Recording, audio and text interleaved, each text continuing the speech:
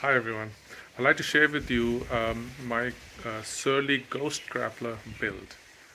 Now Surly call it a drop bar trail bike, and I think the bike has got a bigger range of capabilities than what Surly are saying it does. It should be able to be a pretty versatile gravel bike as well. So here is the bike, right? Here's the frame, and so far what I've done is I've sprayed into all these holes here. I've used this is a product called it's fish oil made by White Knight. This is a product available here at Bunnings, which is a hardware store in Australia.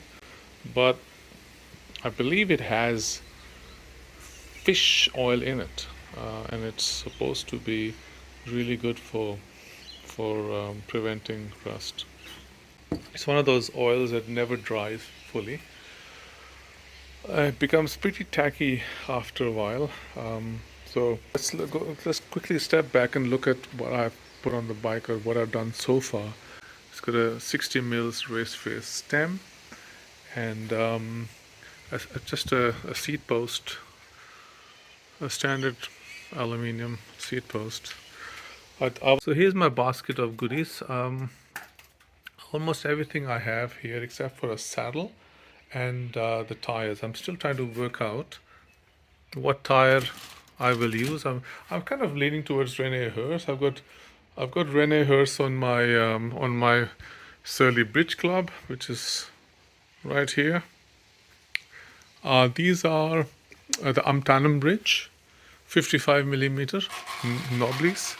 They're actually surprisingly good tires. Really good tires, comfortable, supple.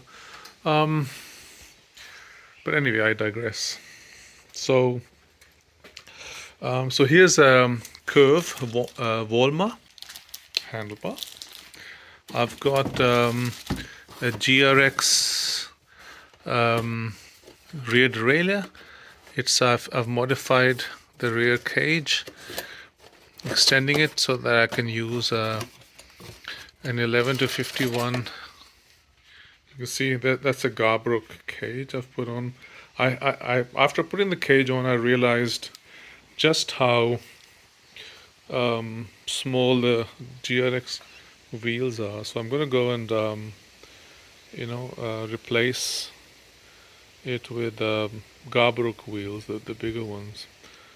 So apart from that, I've got GRX 610 shifters. The left one is a 1 speed, so basically it controls the dropper post. If I ever need to install the dropper post, I've got MT410 calipers. They are dual piston, so not 4 piston but dual piston, Dior level, Shimano Dior level. I think they'll be pretty good. They'll work very well with the shifters because all Shimano brake calipers, hydraulic brake calipers, are interchangeable with any of their shifters or brake levers, hydraulic brake levers. So I've got a Shimano Dior 11 to 51 cassette and a Dior level crankset. So the thing about this frame is that it's a boost frame, right? So basically you've got 148 mil spacing at the back. So what that means is that I need to run a 73 millimeter bottom bracket. So that's a mountain bike bottom bracket. But what it also means is that my cassette, right, is going to be sitting further out. So my chain line requires that I have a boost chain line on my crankset. Now that means I need a mountain bike crankset, which is why I couldn't use Shimano GRX a crankset, even though I wanted to. So that's why I went with the Shimano Dio level crankset. Okay, so this is a Shimano MT600 wheel. That's my choice of wheel set. I love Shimano wheels. They are really underrated. They are sturdy and very well built, and they last. All right, so that's the back wheel on.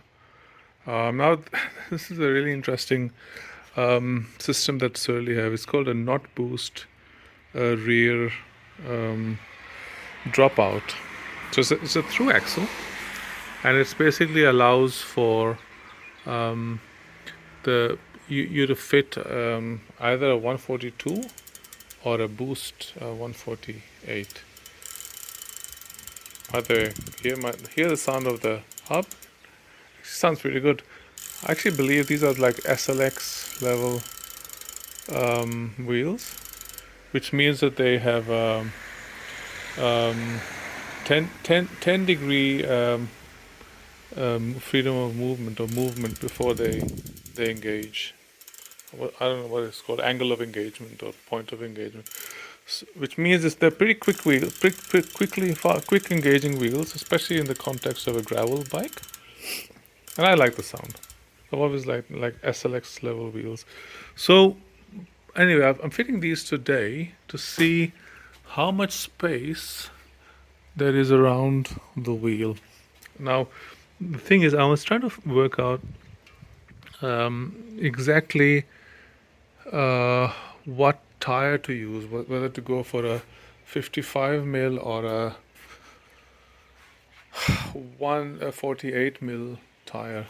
Now, when I look here at the bridge club and look at the size and the space, the size of the volume of this wheel, I think these are very similar rims. These are MT500 rims, so they're very similar in terms of internal width. So I'm going to try and use this information to calculate and extrapolate whether I'm going to have a problem with 55 mils. I'm going to have to get my vernier out and do some measurements, because I don't want to.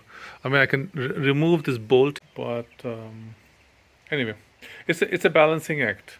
I don't want to have the tires compromise, the standover height, but I also want the bike to look nice and tough, because the original Ghost Grappler, the nice thing about it is it's got those big chunky 27.5 they're Terravale E-lines or something tires, so they look really tough.